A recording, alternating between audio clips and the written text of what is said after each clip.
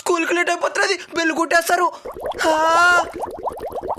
ఏంద్రి ఇది ఇప్పుడు అర్జెంట్ చేస్తున్నది?